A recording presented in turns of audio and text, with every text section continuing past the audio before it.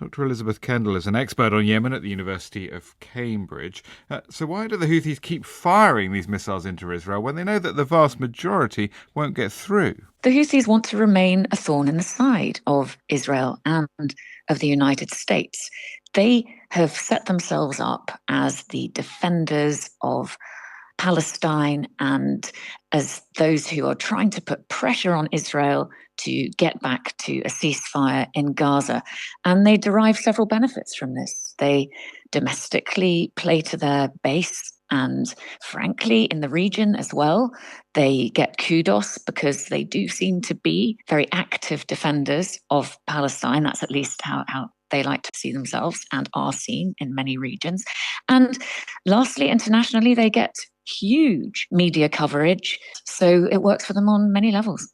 How effective have American, Israeli, and also most recently British attacks been in reducing the Houthis' capability? Well, it's hard to say how effective they've been overall because it would take time for any diminishing in the Houthis' stockpiles and military capability to start to show through.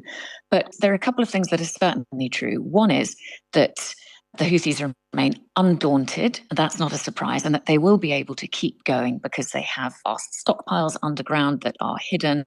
They have also proven themselves to be completely undeterred during the civil war that they ran against the internationally recognized government supported by Saudi Arabia. They held them at bay for, well, now it's about a decade. And 7 years of the past decade, they were peppered with airstrikes by the Saudi-led coalition, tens of thousands of airstrikes, and they were undeterred by that. So it's safe to say that the war won't be won on military intimidation of the Houthis alone. It will require a much broader and more holistic approach. But presumably it's not a group that's looking for a deal from all that you've been saying. I mean, they're all about resistance, right? Yes, for the last 20 years, since 2004, they've been at war on and off. So they're hardened fighters. They're very used to war. They're very confident.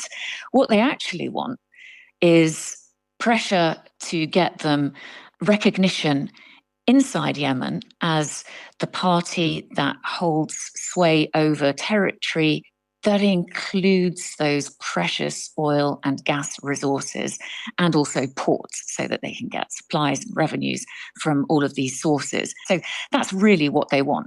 What they're not necessarily interested in is just moving to a peacetime footing inside Yemen because they have no experience of that and they're quite willing to just continue their fight.